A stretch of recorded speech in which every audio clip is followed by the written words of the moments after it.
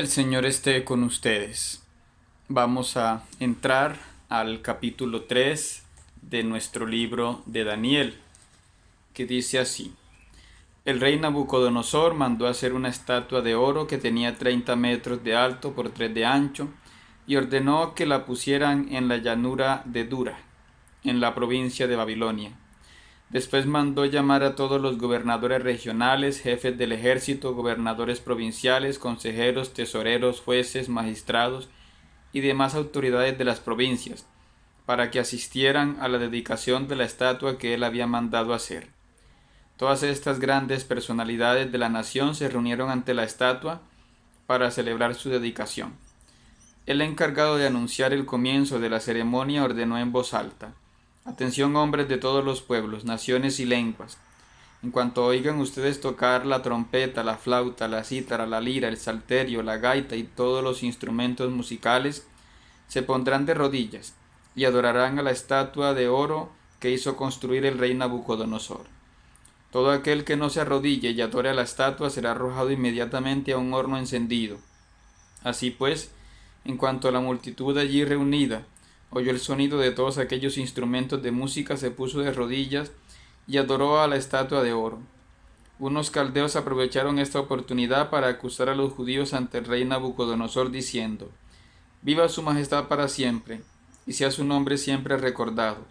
Su majestad ha ordenado que todo el mundo se arrodille y adore la estatua de oro tan pronto como se oiga el sonido de los instrumentos musicales, y que aquel que no lo haga sea arrojado a un horno encendido.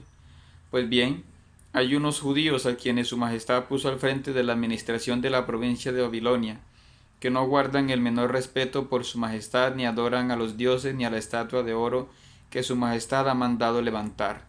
Ellos son Sadrach, Mesach y Abed-Nego. Nabucodonosor se puso furioso y mandó que llevaran ante él a Sadrach, Mesach y Abed-Nego. Y cuando ya estaban en su presencia les preguntó: ¿Es verdad que ustedes no adoran a mis dioses ni a la estatua de oro que yo he mandado hacer? ¿Están ustedes dispuestos tan pronto como oigan la música a inclinarse ante la estatua que yo he mandado hacer y adorarla? Porque si no la adoran, ahora mismo serán arrojados a un horno encendido, y entonces ¿qué Dios podrá salvarlos? No tenemos por qué discutir este asunto, contestaron los tres jóvenes. Nuestro Dios, a quien adoramos, puede librarnos de las llamas del horno y de todo mal que su majestad quiere hacernos, y nos librará. Pero aun si no lo hiciera, sepa bien su majestad que no adoraremos a sus dioses ni nos arrodillaremos ante la estatua de oro. Al oír Nabucodonosor estas palabras, la cara se le puso roja de rabia contra los tres jóvenes. Entonces ordenó que se calentara el horno 7 veces más de lo acostumbrado. Luego mandó que algunos de los soldados más fuertes de su ejército ataran a Sadrach, Mesach y Abed-Nego, y que los arrojaran a las llamas del horno. Los tres jóvenes, vestidos todavía con la misma ropa de los altos cargos que ocupaban, fueron atados y arrojados al horno ardiente. Y como el rey había mandado que su orden se cumpliera al instante, y el horno estaba muy encendido, las llamas alcanzaron y mataron a los soldados que habían arrojado en él a los tres jóvenes, los cuales cayeron atados dentro del horno. Entonces Nabucodonosor se levantó rápidamente y muy asombrado dijo a los consejeros de su gobierno: ¿No arrojamos al fuego a 3 hombres atados? Así es, le respondieron. Pues yo veo 4 hombres desatados, que caminan en medio del fuego sin que les pase nada, y el cuarto hombre tiene el aspecto de un ángel. Y diciendo esto, Nabucodonosor se acercó a la boca del horno y gritó: Sadrach, Mesach y Abed-Nego, siervos del Dios Altísimo, salgan y vengan aquí.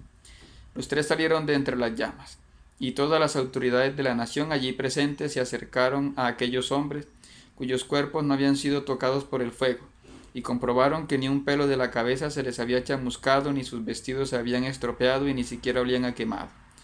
En ese momento Nabucodonosor exclamó: Alabado sea el Dios de Sadrach, Mesach y Abed-Nego, que envió a su ángel para salvar a sus siervos fieles, que no cumplieron la orden del rey, prefiriendo morir antes que arrodillarse y adorar a otro Dios que no fuera su Dios.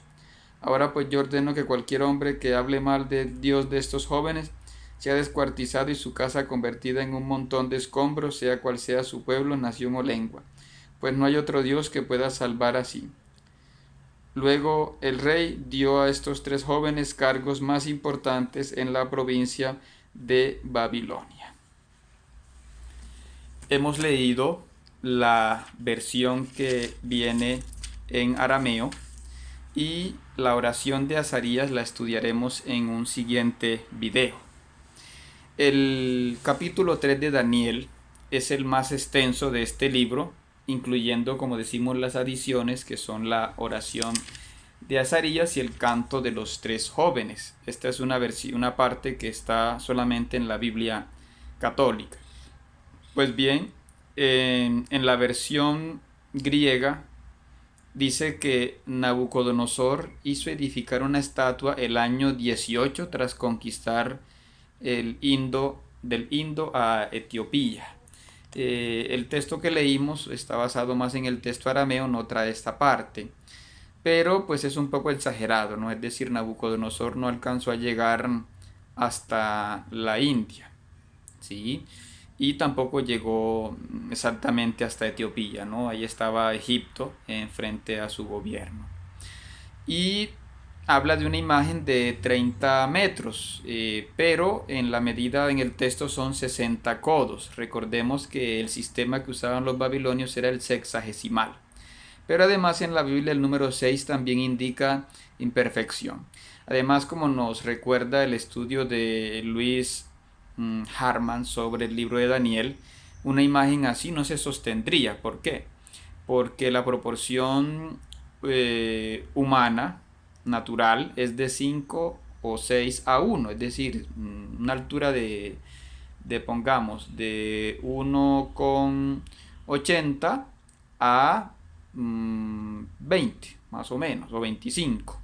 Mientras que la proporción que tiene esta imagen es de 10 a 1, es decir, no se sostendría. Pero bueno, aparte de indicar la imperfección de esta estatua, aunque fuera de oro, pues está indicando la imperfección de la idolatría, ¿no?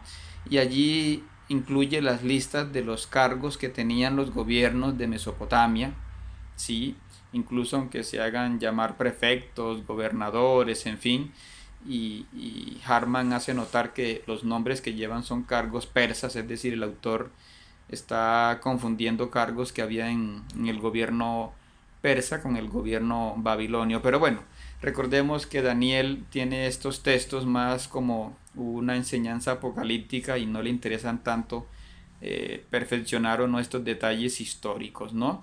De igual manera en el texto los instrumentos musicales que se nombran en el versículo de Daniel 3.5 llevan en nombres griegos. Si suponemos que está hablando es de un lugar como Babilonia, pero bueno, es otro detalle que el autor hace porque recordemos que está hablando sobre todo para los tiempos de los macabeos, ¿no? Los tiempos de Antíoco IV Epífanes. De igual manera, los nombres de los vestidos no son babilonios sino persas. Son vestidos que usaba la gente pues que tenía cargos administrativos. Eran vestidos, digámoslo así, elegantes. Y por eso resalta, no tanto porque fueran trajes vistosos, sino resalta que no les pasó nada, que eran trajes de ropa, digamos, fina, pero que aún así no les pasó nada, ¿no? El padre Dileya nos recuerda también que Nabucodonosor sí había tenido esta conducta impulsiva de hacer quemar personas, ¿no? Como se dice en Jeremías 29:2, que había hecho quemar a dos falsos profetas, a Sedequías y a Ahab. Recordemos que en tiempos de Jeremías había falsos profetas que decían que iban a ganarle la guerra a los babilonios y que no confiaran en Jeremías.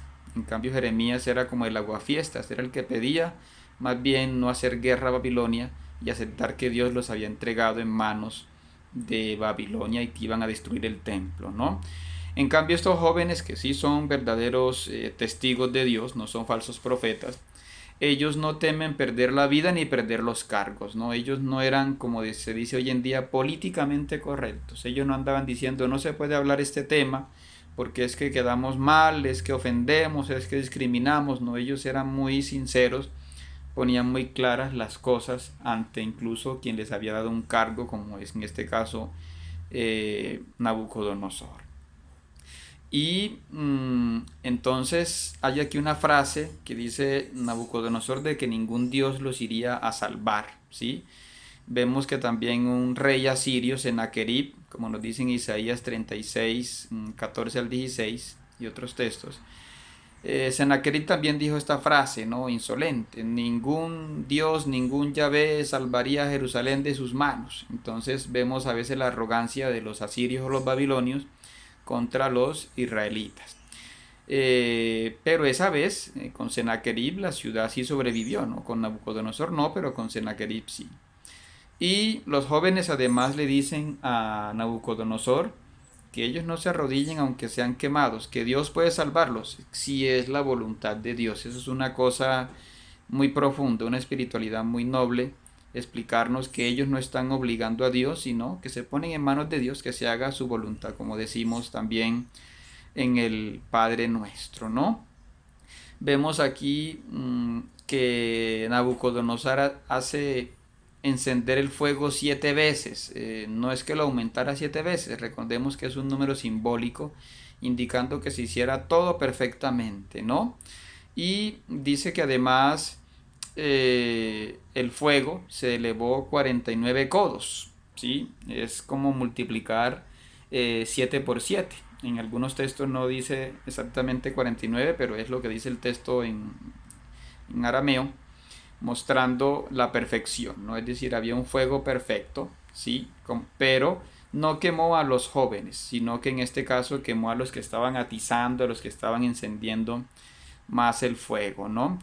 También destaca que estos jóvenes no tuvieron miedo de entregar su cuerpo a las llamas, un pasaje que inspira incluso a Pablo en primera de Corintios 13:3, ¿no? Entonces es un poco lo que podemos encontrar de este texto, ¿no? Vamos entonces a explicar la acción de la oración de estos jóvenes en nuestro próximo video.